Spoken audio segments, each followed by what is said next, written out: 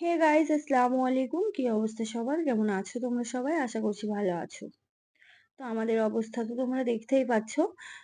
তো গ্রাম থেকে কিছুদিন আগে ওর জন্য ওই কানের দুলটা আনিয়েছিলাম, মানে স্ক্রিনে ফার্স্টে যে কানের দুলটা তোমাদের সাথে আমি দেখালাম, মানে শেয়ার করলাম, সেটার কথা বলছি। তো আনার পরে ওকে আমি পরিয়ে দিয়েছিলাম। যেদিন পরিয়েছিলাম সেদিনও খুব রক্ত বার হয়েছিল কান থেকে। তো আমি ভাবছিলাম যে কোনো মনে হয় ওর কানে ঘা আছে সেজন্য বার হচ্ছে। বাট ওই কানের দুলটা প্রচুর মোটা ছিল, আর মনার কানের যে ছিদ্রটা ওটা খুবই পাতলা আর ছোট ছিল। কানটা তো পাতলা, ছিদ্রটাও ছোট ছিল। সেই জন্য ওই কানের দুলটা ওর কানে যাচ্ছিল না। যাই হোক, জোর জার করে ওকে পরালাম। কিছুদিন পরলো, পরার পরে প্রথম দিন থেকেই ওর কানে সমস্যা হচ্ছিল, এতে ওতে বেঁধে বেঁধে যাচ্ছিল। মানে কোনো একটা সুতোর ড্রেস পরে যদি আমি ওকে কোলে নিচ্ছিলাম, কিংবা উম কোনো একটা কারোর কোলে গেল, তার জামাটা যদি হতো উলের জামা, তো তাতেই বেঁধে যাচ্ছিল। বেঁধে বেঁধে বারবার ওর কানে সমস্যা হচ্ছিল। দুটো কানেই এরকম সমস্যা হচ্ছিল কিছুদিন ধরে।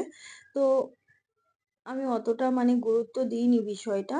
তো তারপর আমি বাজার করতে যাব বলে ওকে কোলে নিয়ে তাড়াতাড়ি করে যাচ্ছিলাম। তো যেতে গিয়ে ওকে আমি নামিয়ে দিয়েছি নিচে। মানে ঘরের থেকে তখন বার হইনি, মানে রেডি সেডি হয়ে ওকে কোলে নিয়েছি, যে এবারে বাইরে যাব, ওকে কোলে নিয়ে যাবো। কারণ সিঁড়ি দিয়ে নামতে, ওকে একা নামাতে প্রচুর টাইম লাগে। সেজন্য আমি বললাম যে আমি কোলে নেবো, তুমি নামবে। তো কোনো একটা সমস্যার জন্য আমি নিচে নামিয়ে দিয়েছি, মানে দাঁড় করিয়ে দিয়েছি। আর সেই মুহূর্তে ওর কানে আর আমার জামার সুতো একসাথে মানে টান দিয়ে কানেরটা পিছনে যে লম্বা মতো ডান্ডি মতো একটা লাঠি মতো ছিল না, ওটা লম্বা হয়ে গেছে।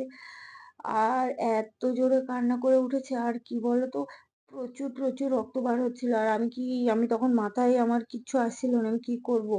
তারপর কিছুক্ষণ পর ওর পাপাকে ফোন করলাম, ওর পাপা বলছে ডক্টরের কাছে নিয়ে যেতে। তারপর আমি চলে গেলাম সোজা ডক্টরের কাছে, আমি আর কাউকে খবর দিইনি। আর দুটো দেওর ছিল আমার সাথে, তিনজনে মিলে আমরা একদম চলে গেছিলাম ডক্টরের কাছে। এখানে আসার পর এই ডক্টরটা সত্যি খুবই খুবই ভালো। এই যে আমি ফার্স্ট থেকে এনাকেই দেখাই। তো উনি ওর কানটা টেনে টুনে ঠিক করে দিল, কানেরটা। বাট আমি এই কানেরটা আর একদমই পরাবো না বেশি দিন। বাড়ি থেকে যদি কেউ আসে তাহলে আমি এই কানের মেয়ের জন্য অন্য কানের আনাবো। ওর নানু জন্মদিনে ওকে একটা রিং গিফট করেছিল, ওটাই পরাবো।